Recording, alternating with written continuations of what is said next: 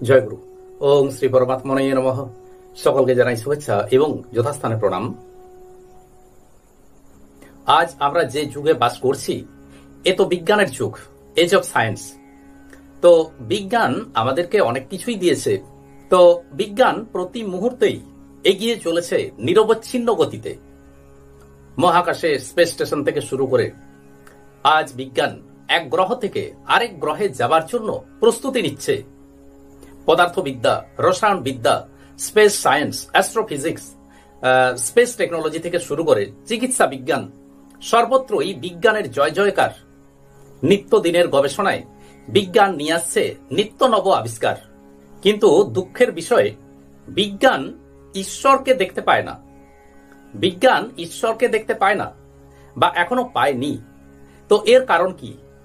বিজ্ঞান এত সব জিনিস আবিষ্কার করেছে, এত গবেষণা, এত মাথা খাটিয়ে গবেষণা, কিন্তু তা সত্ত্বেও ঈশ্বরের নাগাল পাচ্ছে না কেন?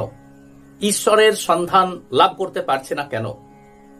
তো এটা নিঃসন্দেহে একটা বড় প্রশ্ন। যোগীরাজ শ্যামাচরণ লাহিড়ী মহাশয় এই ব্যাপারটি আমাদেরকে সুন্দরভাবে বুঝিয়ে দিয়েছেন যে বিজ্ঞান কেন ঈশ্বরের নাগাল পাচ্ছে না। যোগীরাজ বলেছেন, এই যে আমরা যাকে বলি বিজ্ঞান অর্থাৎ সায়েন্স, এই বিজ্ঞান বা সায়েন্স হলো বস্তু কেন্দ্রিক। আর এই জগতের, এই বিশ্ব ব্রহ্মাণ্ডের অণু পরমাণু সবকিছুই এই বস্তুরই অন্তর্গত। অর্থাৎ বস্তুকে নিয়েই বিজ্ঞানের কারবার। তো বস্তুর অতীতের কোনো কিছুকে নিয়ে, বস্তুর অতীতের কোনো জিনিসকে নিয়ে বিজ্ঞান কিছু বলতে পারে না। তাহলে বিজ্ঞান কি করে? বিজ্ঞান এক বস্তুর সাথে আরেকটা বস্তুর একটা নির্দিষ্ট অনুপাতে, একটা নির্দিষ্ট পরিমাণে মিশিয়ে একটা নতুন বস্তু উৎপন্ন করে, কিংবা একটা নতুন শক্তি উৎপন্ন করে। অর্থাৎ বিজ্ঞান এই বস্তুগুলো ছাড়া নতুনত্ব কিছু আবিষ্কার করতে পারছে না। অর্থাৎ এক কথায় বিজ্ঞান নতুন কিছু সৃষ্টি করতে পারে না। আবার এই বিশ্ব ব্রহ্মাণ্ডে যা কিছু আছে এগুলোকে ধ্বংস করাও বিজ্ঞানের পক্ষে সম্ভব নয়। তাহলে বিজ্ঞানের ক্ষমতা কতটা? না, বস্তুগুলোর মধ্যে একটা রূপান্তর নিয়ে আসা, বস্তুগুলোর মধ্যে একটা রূপান্তর ঘটিয়ে এক বস্তুর সাথে আরেক বস্তু মিশিয়ে তৃতীয় একটা বস্তু উৎপন্ন করা। এখন মনে রাখতে হবে যে ঈশ্বর বা ব্রহ্ম এটি কোনো বস্তু নয়। বিজ্ঞানের কাজ কি? বিজ্ঞানের কাজ হলো বস্তুকে নিয়ে কাজ করা। কিন্তু ঈশ্বর বা ভগবান সে তো বস্তু নয়। কাজেই বিজ্ঞান সেখানে হাত বাড়ালেও তার হাত সেখানে পৌঁছবে না। যোগীরাজ বলেছেন যে অখণ্ড সেই নিশ্চল স্থির ব্রহ্মের মধ্যে একাংশে চঞ্চলতা বা স্পন্দনের সৃষ্টি হলো। অনন্ত যে নিশ্চল ব্রহ্ম তা সর্বদাই পূর্ণ এবং স্থির। এবার সেই স্পন্দন বৃদ্ধি পেতে লাগলো। বৃদ্ধি পেয়ে পেয়ে সেই স্পন্দনের মাত্রা 1,00,000 তরঙ্গে পৌঁছল। এই 1,00,000 তরঙ্গ থেকে নানা তরঙ্গের তারতম্য অনুসারে এই বিশ্ব ব্রহ্মাণ্ডের সৃষ্টি হয়েছে। বিশ্ব ব্রহ্মাণ্ডের বিভিন্ন বস্তু, প্রাণী, জীব, উদ্ভিদ যা কিছু আছে সবকিছুই সেই 1,00,000 তরঙ্গের মধ্যেই অবস্থান করছে। অর্থাৎ এই জগৎ ব্রহ্মাণ্ড সৃষ্টির পিছনে রয়েছে নিশ্চল ব্রহ্মের একাংশের চঞ্চলতা। এই চঞ্চলতা থেকে বিশ্ব ব্রহ্মাণ্ড বা অনন্তের সৃষ্টি হলো, কিন্তু সেই সৃষ্টি স্থির ব্রহ্মের মধ্যেই রয়ে গেল। এটা অনেকটাই ঠিক যেন সমুদ্রের জলের মধ্য থেকেই ঢেউ উৎপন্ন হয়, আবার সেই ঢেউ জলের মধ্যেই মিশে যায়। অর্থাৎ সমুদ্রের জলের মধ্যেই সেই ঢেউ লীনপ্রাপ্ত হয়। কাজেই এই জগতে সৃষ্টির অন্তর্গত যে সমস্ত বস্তু রয়েছে, শুধু বস্তু নয়, উদ্ভিদ থেকে শুরু করে প্রাণী, সবকিছুই ব্রহ্মের বাকি 99% এটি কিন্তু সর্বদাই নিশ্চল। ব্রহ্মের এই একাংশ চঞ্চলতার উপরই নির্ভরশীল। এই 99% নিশ্চল, আর ওই যে 1% যার মধ্যে চঞ্চলতা বা স্পন্দনের সৃষ্টি হয়েছিল সেটি কিন্তু সেই ব্রহ্মের মধ্যেই রয়ে গেল।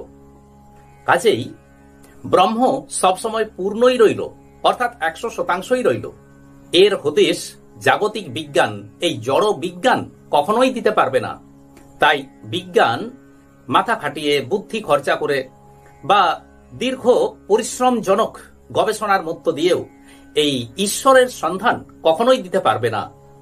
বৈজ্ঞানিকেরা অজস্র টাকা খরচ করে কিংবা দীর্ঘ গবেষণার মধ্য দিয়ে যেটা চরম সত্য, অ্যাবসলিউট ট্রুথ, এটিকে জানার চেষ্টা করছে, কিন্তু কই, সেই অ্যাবসলিউট ট্রুথ তাদের কাছে অধরাই রয়ে গেছে।